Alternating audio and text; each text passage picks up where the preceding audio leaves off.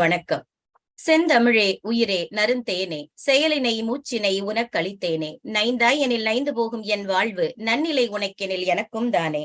அன்னை தமிழை வணங்கி தமிழால் இணைவோம் உலகத்தமிழ் பேரியக்கத்தின் தொடர் நிகழ்வுகளில் முல்லைப்பாட்டு பாகம் 1 இதற்கு களம் அமைத்துக் கொடுத்த எங்கள் தமிழால் இணைவோம் உலகத்தமிழ் பேரியக்கத்தின் நிறுவனர் கவின்கலை வேந்தர் சிவத்தமிழ் சீராளர் எங்கள் மதிப்பிற்குரிய சத்யநாராயணராஜ் பாலகுரு அவர்களுக்கும், தமிழால் இணைவோம் உலகத்தமிழ் பேரியக்கத்தின் துணைத் தலைவர் பாரதி கண்ட புதுமை பெண் எங்களுக்கெல்லாம் வழிகாட்டியாக திகழும் சிங்கப்பெண் எங்கள் அன்பிற்கினிய மீனா திருப்பதி அம்மா அவர்களுக்கும், இந்த இணைப்பில் எங்களுடைய கூட்டு மாவட்ட ஆளுநராக இருந்து எங்களையெல்லாம் வழிநடத்தக்கூடிய வாழும் வரலாறு அகநானூற்று சுடர் தமிழ் செம்மல் சொல்லிக்கொண்டே போகலாம் எங்களுடைய சுப்பிரமணியம் ஐயா அவர்களுக்கும், எங்கள் கூட்டு மாவட்டத்தின் ஆலோசகராக சிறப்பாக பணியாற்றிக் கொண்டிருக்கும் நிலவொளி வேந்தர் நல்லாசிரியர் விருதுக்கு சொந்தக்காரர் தமிழ் செம்மல் அழகுராஜா ஐயா அவர்களுக்கும், அதை தாண்டி இந்த மாவட்டத்தை அழகாக சிறப்பாக நடத்தி கொண்டிருக்கும் என் அன்பு தோழி சிறந்த கதை சொல்லி அன்பழகி ஸ்ரீதர் அவர்களுக்கும், மேனாள் மாவட்ட ஆளுநர் என் அன்பு தோழி கவிதா நடராஜன் அவர்களுக்கும், இந்த இணைப்பில் இருக்கக்கூடிய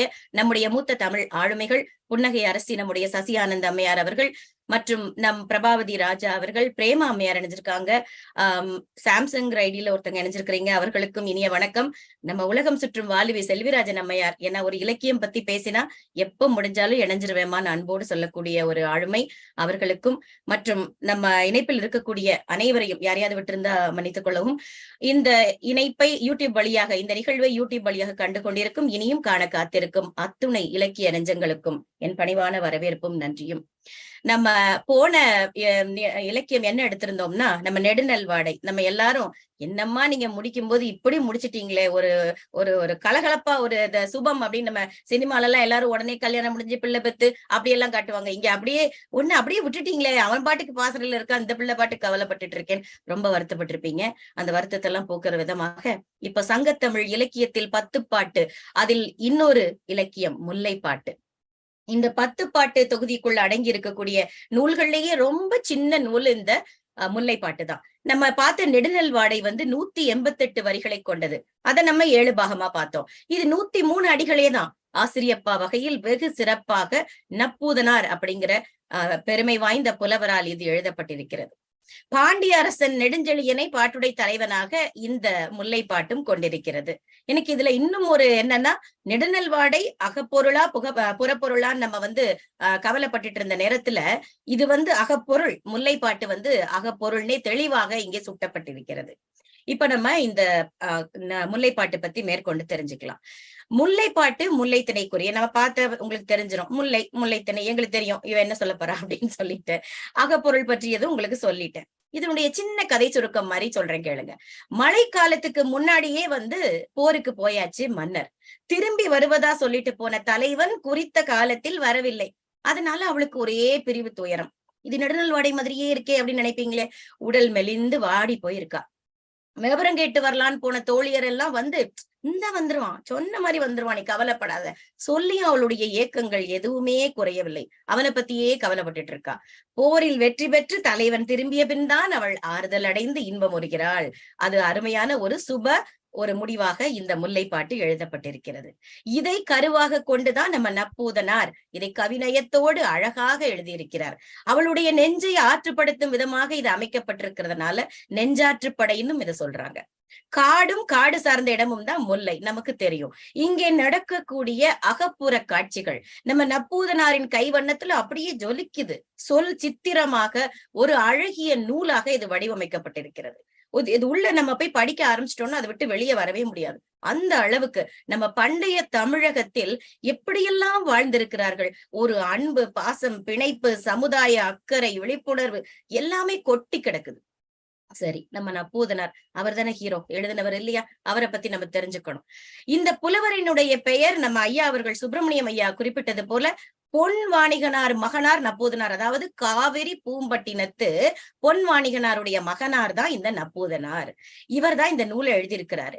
காவிரி பூம்பட்டினத்துல வாழ்ந்த பொன் வாணிகன் அப்படிங்கிறவுடைய மகன் இவரு. சங்ககால புலவர்கள்ல இவரு ஒருத்தருங்கிறது நமக்கு தெரியும்.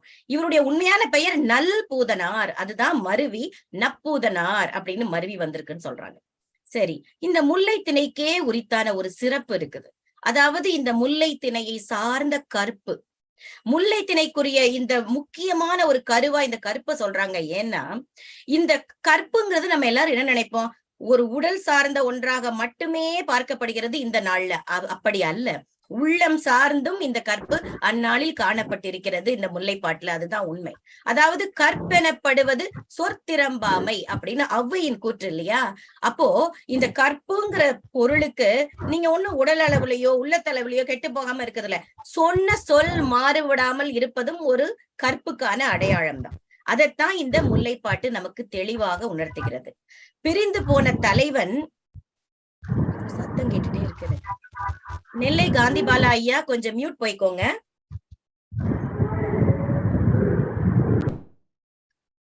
பிரிஞ்சு போன தலைவன் வர்ற வரைக்கும் இந்த தலைவியை அவனை நினைத்து அவன் நினைவிலேயே வருந்தி ஆற்றி இருத்தல், அதுதான் கற்பு நெறி அப்படின்னு.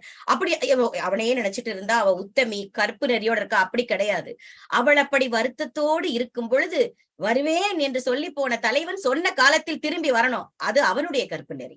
இருவருக்குமே கற்பு பொதுவானது அப்படிங்கிறத ரொம்ப அற்புதமாக தவறாமல் குறித்த காலத்தில் வந்து சேருவதும், ஒரு ஆண்மகனுக்கு சொன்ன சொல்லை காப்பாற்றுவதும் பாகுபாடின்றி, அதாவது ஆண் பெண் வித்தியாசமின்றி இருவருக்கும் இந்த கற்பின் சிறப்பை உன்னதமாக விளக்கக்கூடியதுதான் இந்த முல்லைப்பாட்டு.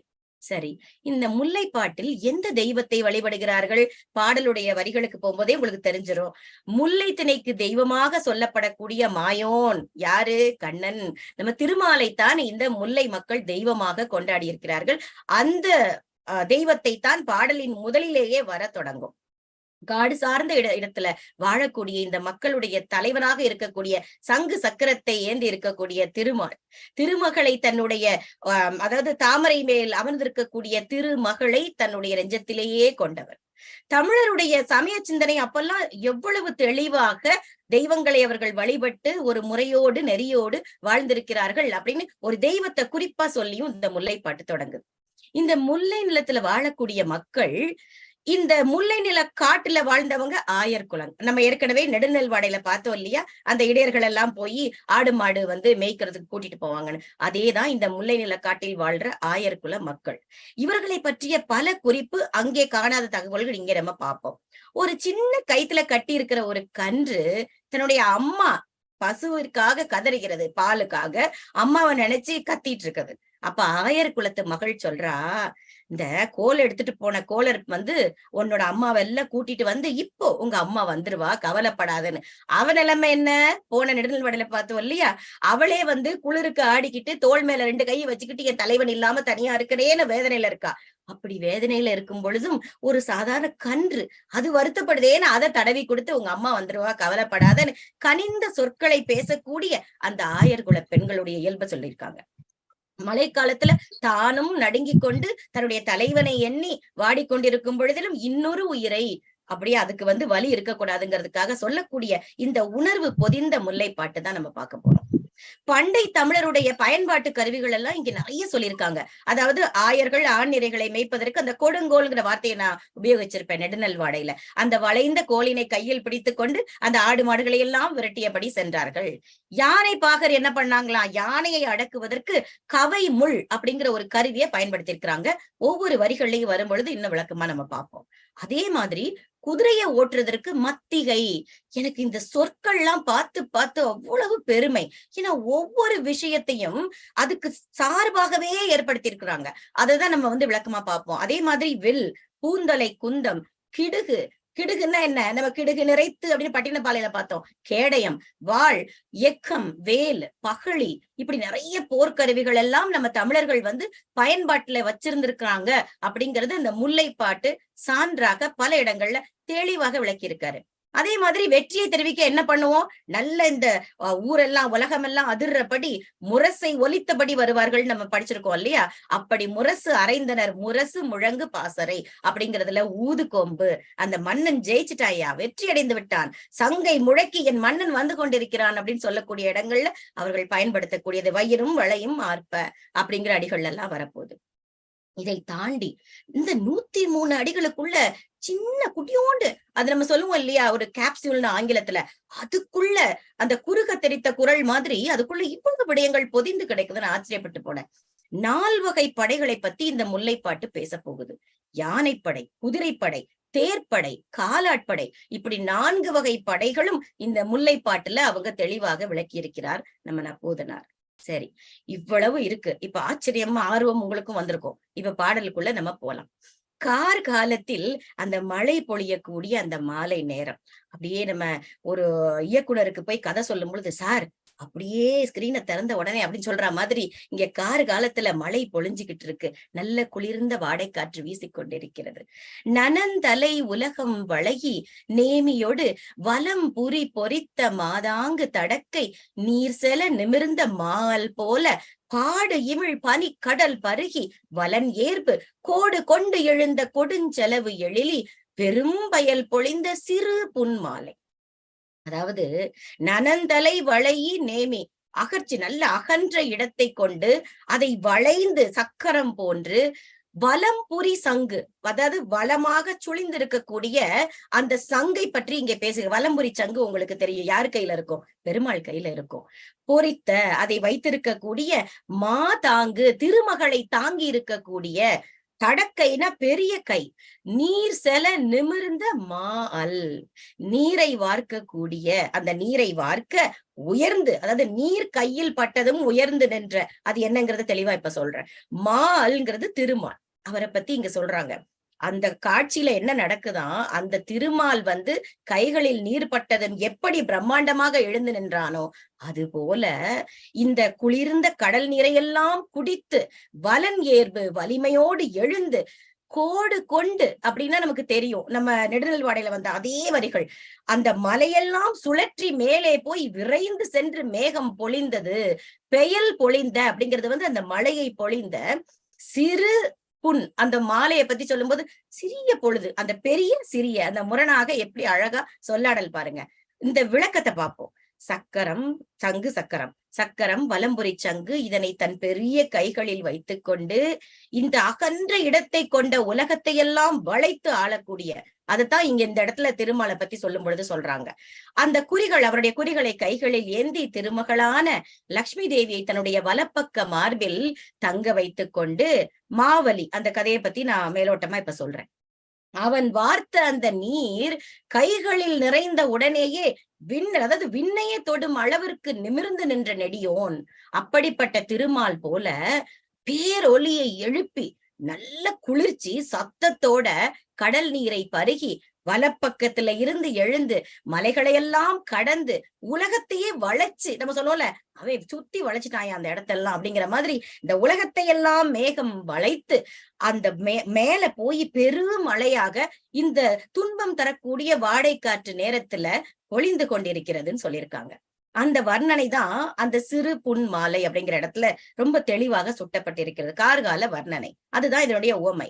சரி, மாவலி மன்னன் அது என்ன, அந்த கையில நீர் பட்ட உடனே அவர் ஏன் அப்படி எழுந்தாரு? நீங்க எல்லாருக்கும் தெரிஞ்சிருக்கும், தெரியாதவர்களுக்காக இந்த ஒரு கதை சுருக்கம் மாதிரி. மாபலி சக்கரவர்த்தியை பற்றி இது சொல்லப்பட்டிருக்கு.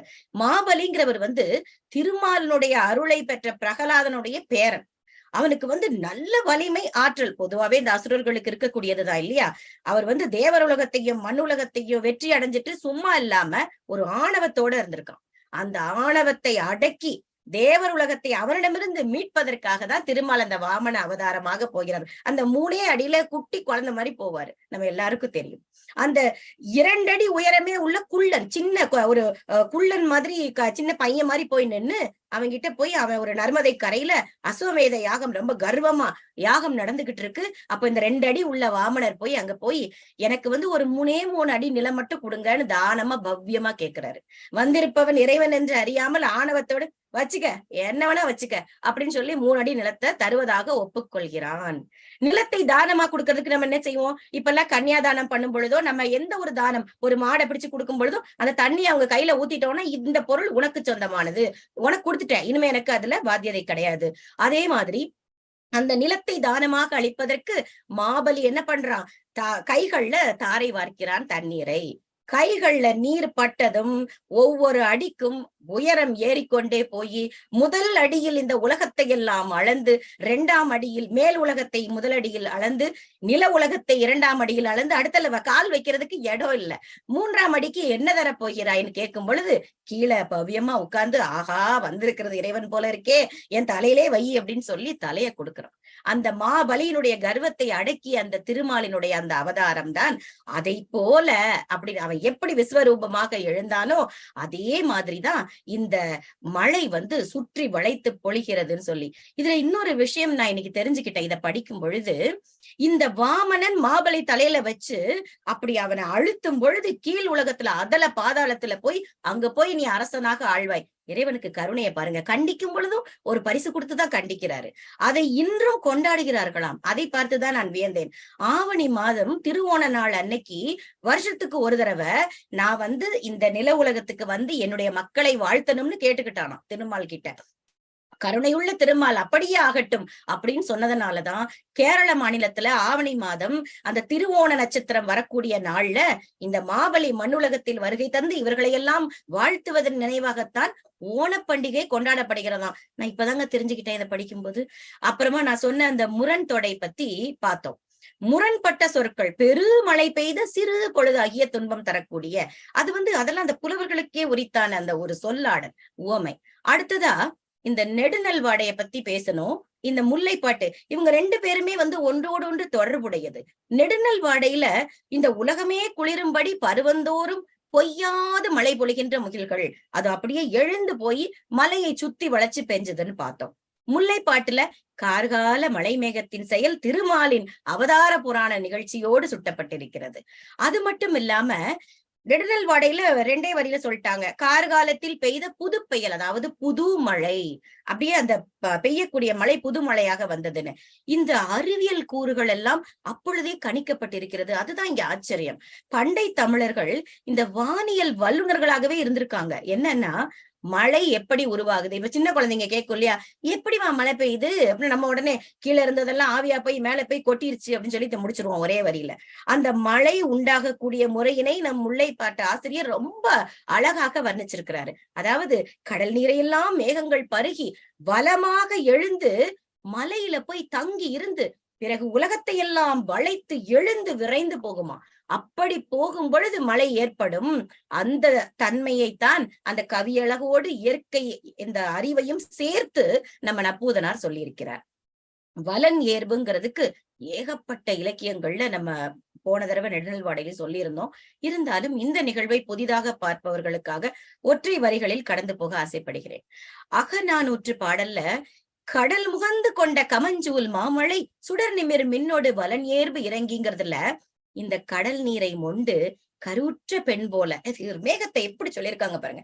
கருவுற்ற நிலையில் செல்லக்கூடிய மழை மேகம் மின்னலோடு சுழன்று இடியுடன் முழங்குகிறது அப்படின்னு சொல்லியிருந்தாங்க.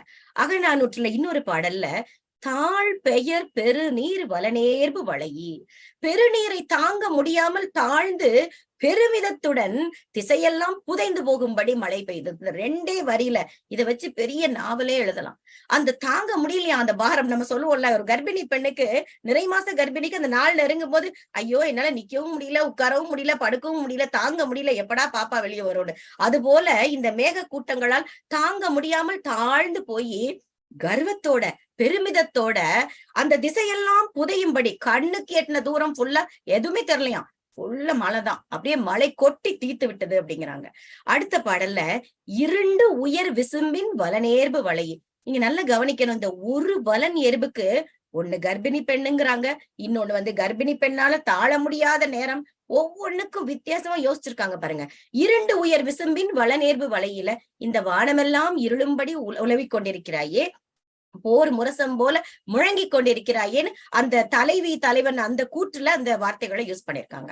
அடுத்ததா பாத்தீங்கன்னா அகநானூற்றுல தோல் நிறைத்தனைய ஆகி வலன் ஏர்பு, முரசு முழக்கக்கூடிய பெருமை கொண்ட அந்த வேந்தனுடைய தோல் படையின் அணிவகுப்புக்கு ஒப்புமையாக சொல்லப்பட்டிருக்கிறது. அடுத்து வயங்கு தொழில் தரியர் வலநேர்பு விளங்கி, இந்த சூரியன் இருக்கானே நல்ல மக்களுக்கு பயன் தரக்கூடிய, ஏன்னா சூரிய ஒளி இல்லைன்னா தாவரங்கள் ஒண்ணுமே இருக்காது, உணவுக்கே பெரிய திண்டாட்டமாயிரும். பயன் தரக்கூடிய செல்வத்தை வழங்கக்கூடிய அவன் தன்னுடைய பல வண்ண கதிர்களை விரித்து தன்னுடைய வேலையை பார்த்துக்கிட்டு இருக்கும்போது மேல ஏறுவதற்காக கடலில் தோன்றுகிறான் அப்படின்னு எது தோன்றுகிறது? இந்த வலன் ஏர்புக்கு அந்த வார்த்தைகளை சொல்றாங்க. அடுத்தது வளையமல் அடுக்கத்து வலனேர்பு வையரியர். அந்த வளைமரம் எல்லாம் மண்டி கிடக்கக்கூடிய அந்த மலை அடுக்கத்துல அதையெல்லாம் வளைத்து சுற்றி கொண்டு நடு ராத்திரியில நள்ளிரவில் மழை பொழிந்தது அப்படின்னு சொன்னாங்க. அடுத்தது இவள் அவலம் நாகத்து, இதுவும் நற்றினை. அணங்குடை அருந்தலை உடலி வலன் ஏர்பு. அந்த தலைவி சோகத்துல இருக்கும் பொழுது அந்த மழை பொழிந்து கொண்டிருக்கிறதை பத்தி தோழி விளக்கி கொண்டிருக்கும் போது அந்த இடி மின்னல் சத்தத்தை கேட்டு படம் எடுக்கக்கூடிய பாம்புக்கு யாராவது பயப்படாதவங்க இருப்போமா? அந்த பாம்பே பயப்படும் வகையில் இடி இடித்து அதிர்வை ஏற்படுத்துகிறதுன்னு சொல்றாங்க. அடுத்ததாக பாம்பு அலைச்செறிய முழங்கி வலனேர்பு. அந்த இடி இடிக்கும் பொழுது பாம்பு பயந்து பொந்துக்குள்ள போய் ஒளிஞ்சுக்கிச்சான். அந்த அளவுக்கு ஒளிந்து கொள்ளக்கூடிய விதமாக வானம் மழையை கொட்டி கொண்டிருக்கிறது அப்படின்னு. அடுத்த பாடல்ல சிறுபல் கரு வித்து ஆகி வலன் ஏர்பு. இந்த மழை மேகங்கள் நீர் கருவான். இது எப்படியா இப்படி எல்லாம் யோசிக்கிறீங்கன்னு ஆச்சரியப்பட்டு போயிட்டேன். அந்த மழை மேகங்கள் அந்த நீர் கருவை தாங்கி மேல போயிட்டு ஒரு விளைச்சல் நிலத்திலெல்லாம் மழையாக திருப்பி கொடுக்கிறது அப்படின்னு சொல்றாங்க. குறுந்தொகையில மாக்கடல் திரையின் முழங்கி வலனேர்பு. நான் என் தலைவிய தழுவதற்காக போய்கிட்டு இருக்கேன், தேர்ல வந்துகிட்டு இருக்கான் தலைவன். ஏண்டா இப்படி பண்ற, இடையில இப்படி கரிய கடல் எல்லாம் அலை மாதிரி பொங்கி முழங்கிட்டு இருக்கே, அப்பனா என்ன, நான் போகக்கூடிய நேரம் தாமதப்படுதே அப்படின்னு அவன் வருத்தப்படுற சூழல். ஐங்குறு நூற்றுல வன்புல நாடன் தரிய வலன் ஏர்பு. அவன் போயிருக்கான், தலைவன் போயிருக்கிறவன திரும்ப அழைச்சிட்டு வர்றதுக்காக தான் பத்தியா தலைவி அந்த வானம் இடி முழக்கத்தோட பொழிஞ்சிட்டு இருக்கா, அவங்கிட்ட போய் செய்தி சொல்லதான் போயிருக்குன்னு தோழி தலைவி கிட்ட சொல்றாளாம். 10 மண்ணுயிர் புறைய வலனேர்பு இறங்குங்கிற வார்த்தைகள்லையும் நம்ம பார்த்த நெடுநல்வாடை முதல் அடி வையகம் பனிப்ப வலனேர்பு வலையி உலகமெல்லாம் குளிரும்படி வலப்புறமாக எழுந்தான்னு பார்த்தோம். பட்டினப்பாலையில நீல் நிற விசும்பின் வலனேர்பு திரிதரும். அந்த நீல நிறத்தை உடைய வானத்தில் வலப்புறமாக எழுந்து அங்கு இருக்கக்கூடிய நட்சத்திர கூட்டங்களுடெல்லாம் கலந்து ஒன்னா கலந்து திரிஞ்சுக்கிட்டு இருக்குது அப்படிங்கிற பொருள்ல சொன்னோம். திருமுருகாற்று படையில உலகம் உவப்ப வலன் ஏர்பு திரிதரு. இந்த உலகமெல்லாம் விரும்பி மகிழ்ந்து வாழ்த்துமாறு வெயிலும் வெளிச்சமும் தரும் பொழுது இந்த உலகத்தை அது வலம் வருகிறது அப்படின்னு சொல்றாங்க. இந்த முல்லை திணையுடைய தெய்வத்தை பத்தி நம்ம பார்க்கும் பொழுது மாயோன் குறித்த இந்த செய்தியோடுதான் இந்த அடிகள் முதலாவதாக தொடங்கி இருக்கிறது. இப்படி சமய சிந்தனைகள் எல்லாம் எவ்வளவு தெளிவாக இருந்ததுங்கிறத இதுல இருந்தே நம்ம தெரிஞ்சுக்கலாம். அடுத்ததாக பெரு முது பெண்டிர் விரிச்சு கேட்டல். உங்களுக்கு எல்லாம் நினைவு இருக்கும்னு நினைக்கிறேன். நல்ல வார்த்தை கேட்கறது, விரிச்சு கேட்கறதுங்கிறது. அருங்கடி மூதூர் மருங்கில் போகி யாழ் இசை இன வண்டு ஆர்ப்ப நெல்லோடு நாளி கொண்ட நறுவி முல்லை அரும்பு அவள் அலறி தூய் கைத்தொழுது பெரு முது பெண்டிர் விரிச்சு நிற்ப. வரிகள் 11ஓட நிக்குதுங்க.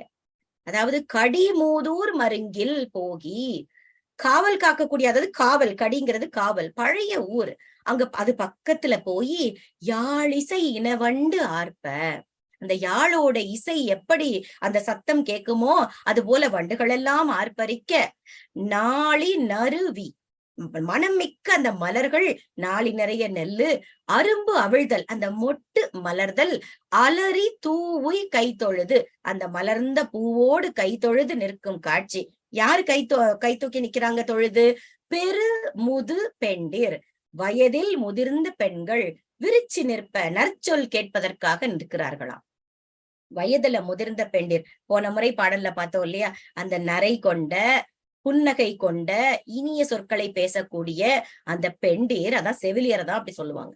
அந்த வயது முதிர்ந்த பெண்டிர் யாருமே அணுக முடியாத அளவுக்கு இருக்கக்கூடிய நல்ல காவல். ஏன்னா நம்ம போன தடவையே பார்த்தோம், ஏன்னா மன்னனுடைய ஆட்சி அப்படி, அவன் இருக்கிற இடத்துல எந்த பயமும் கிடையாது, எவனும் எந்த தீய சக்தியும் அவர்களை நெருங்க முடியாது. அப்படிப்பட்ட அரிய காவலை உடைய ஊரின் பக்கத்துல போய் யாழிசை போல முழங்கக்கூடிய அந்த வண்டுகள் எல்லாம் ஆர்ப்பரிக்கக்கூடிய, வண்டுகள் எப்ப ஆர்ப்பரிக்கும்? அந்த பூ மலரக்கூடிய பொழுதிற்காக காத்திருக்கும் இல்லையா, அந்த வண்டுகள் ஆர்ப்பரிக்க அந்த அரும்புகள் அப்படியே மொட்டு கொஞ்சம் கொஞ்சமா மலர் மலருது, அந்த மனம் வீசுகிறது. அப்படிப்பட்ட முல்லை மலரையும் படி நிறைய நெல்லை நிரப்பி அந்த நெல்லையும் மலரையும் தூவி இறைவனை வேண்டி எங்களுக்கு ஒரு நல்ல சொல்லுன்னு கேட்டு நிக்கிறாங்களாம். அதாவது அளவை நாளி, இப்பவும் நம்ம நாளியை உபயோகப்படுத்துறோம். ஒரு நாளி நெல் எடுத்துக்கொடு, ஒரு நாளி அரிசி எடுத்துக்கொடுன்னு. இப்பவும் பாத்தீங்கன்னா கிராமங்கள்ல அந்த நாளில ஒரு திருமண நேரங்கள்ல ஒரு வீடு பால் காய்ச்சும் போதோ ஒரு நல்ல நிகழ்வுகள் நடக்கும் பொழுது அந்த நாளி நிறைய நெல்லை குவிச்சு வச்சு அது மேல ஒரு பூ வச்சிருப்பாங்க. நீங்க கவனிச்சிருப்பீங்க. இன்றைக்கும் நாம் அதை நம்ம நடைமுறைப்படுத்தி வருகிறோம்ங்கிறத இங்க முக்கியம். இந்த நாளிங்கிற முகத்தல் அளவை பயன்பாட்டுல இப்பவும் இருக்கு. அதான் அந்த நாளி கொண்ட அப்படிங்கிற வரியில நமக்கு தெரியுது. அந்த இறை வணக்கத்தின் போது அவனுக்கு அந்த நாளி நெல் வைக்கிறது. இப்போ நீங்க சில பேருக்கு ஞாபகம் இருக்கும், நம்ம பெரிய அளவுல நாளி முழுக்க நெல் வைக்கலன்னா கூட இப்பெல்லாம் நம்ம பட்டணம் தான் சொல்லணும், நம்ம இருக்க இடங்கள்ல எல்லாம் எங்க நெல்லுக்கு போறதுன்னு யோசிக்கலாம். அதனால என்ன செய்யறோம், அரிசியை வச்சும் பூ வைப்போம். உங்களுக்கு ஞாபகம் இருக்கும், குறைந்தபட்சம் அரிசியையாவது ஒரு நம்ம உபயோகப்படுத்தக்கூடிய ஒரு அளவை அந்த நாளில வச்சு அது மேல பூ வச்சு சாமி கும்பிடுறது வழக்கம்.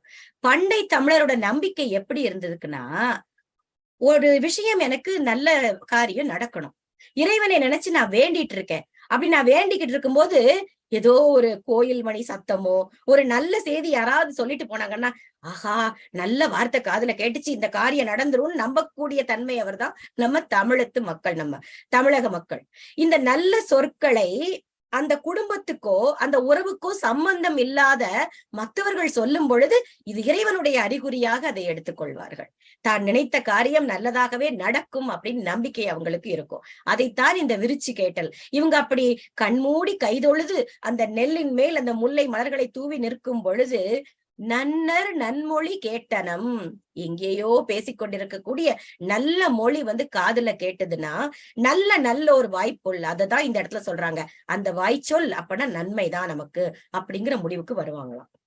இறைவனை வழிபட்ட முறை பத்தி பார்த்தோம்.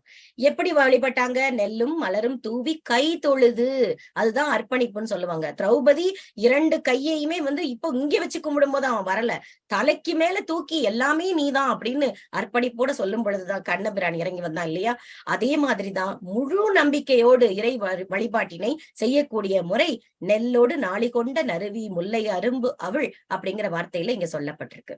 இசைக்கருவி, இசைக்கருவிகளை பத்தி நம்ம பண்டை தமிழக மக்கள் எத்தனை இசைக்கருவிகள் எல்லாம் வைத்திருந்தார்கள்னு ஒவ்வொரு இலக்கியத்துல உங்களுக்கு எல்லாம் ஞாபகம் இருக்கும். அந்த குளிர் காலத்துல அந்த யாழ் அந்த ஆடல் மகளிர் எல்லாம் என்ன செஞ்சாங்க, அது சரியாக அந்த இசைக்கவில்லைங்கிறதுக்காக தன்னுடைய மார்பில் வைத்து சூடேற்றி அதை இசைத்தார்கள்னு பார்த்தோம்.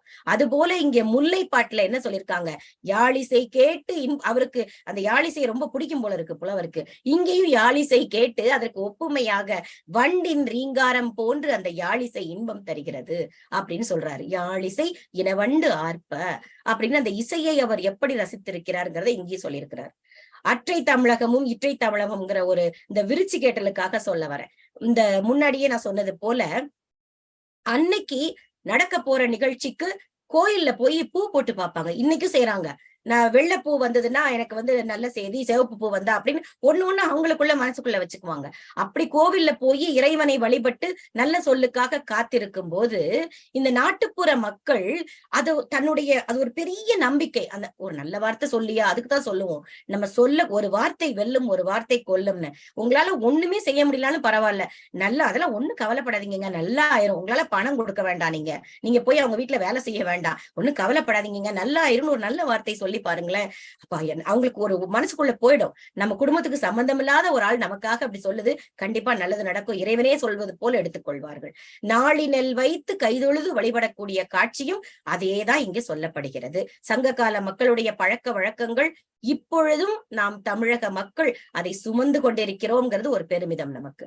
அடுத்தது மாலை கால வழிபாடு 2 இடத்துலயும் நெடுநல்வாடை முல்லைப்பாட்டு இது 2ஐயும் தான் என்னால பொருத்தி பார்க்க முடியுது. ஏன்னா நான் அதை பற்றி பேசியதா. இந்த முல்லை நில மக்கள் இந்த சிறிய வாடை பொழுதுல மாலை காலத்துல தன்னுடைய வீட்டுல விளக்கேத்தி நெல்லோட மலர்களை தூவி இறைவனை கும்பிட்டு இருக்காங்கன்னு நம்ம பார்த்தோம். பெருமழை பொழிந்து கொண்டிருக்கிறது, மகளிர் எல்லாம் வழிபடுகிறார்கள். பெருமழை பெய்து சிறு பொழுதாகிய இழிந்த மாலை காலம், அதாவது அந்த முரண்தொடையை பத்தி நான் சொன்னேன். ஆனா நெடுநல் வாடையில எப்படி சொல்லுச்சு, அந்த வெண்மை நிறம் பொருந்திய சங்கு வளையல் கொண்ட அந்த முன்கை கொண்ட பெண்கள், மூங்கில் போன்ற தோளினை உடையவள், இன்பம் தரக்கூடிய சாயலை கொண்டவள், முத்து போன்ற பொலிவினை கொண்ட குலைகளை எல்லாம் காதில் அணிந்து, தன்னுடைய குளிர்ந்த கண்களை கொண்டு பூந்தட்டை ஏந்தி கொண்டு, அந்த பிச்சிகம் ஞாபகம் இருக்கும்னு நினைக்கிறேன், அந்த அரும்புகளோடு அந்த காம்புகள் எல்லாம் பச்சை நிறத்தில் இருக்குமாம். அப்படி அழகான பூக்கள்.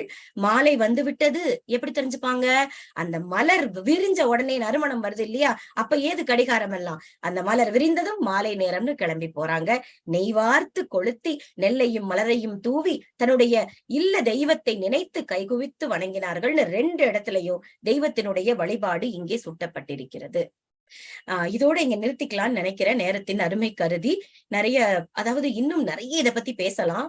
அந்த 2 பாடல்களிலுமே மாலை நேரத்தில் மகளிர் எப்படியெல்லாம் விளக்கேற்றினார்கள், அந்த நாளிகை அளவுடைய அந்த கருவில நெல்லையும் மனம் கமலக்கூடிய அந்த மலர்களையெல்லாம் வைத்து இறைவனை எப்படி வணங்கினார்கள்ங்கிறத அந்த காட்சிப்படுத்துதலை அற்புதமாக சொல்லி இருக்கிறார்கள். இப்படி நிறைய நம்ம அந்த காலத்துல உள்ளதை இன்னைக்கும் நம்மள அறியாமலேயே செஞ்சுட்டு இருக்கோம் அப்படிங்கிறதுதான் இங்க உண்மை. அப்படிப்பட்ட இந்த முல்லை பாட்டின் முதல் பகுதியை உங்களோடு பகிர்ந்து கொண்டதில் பெரும் மகிழ்ச்சி அடைகிறேன்.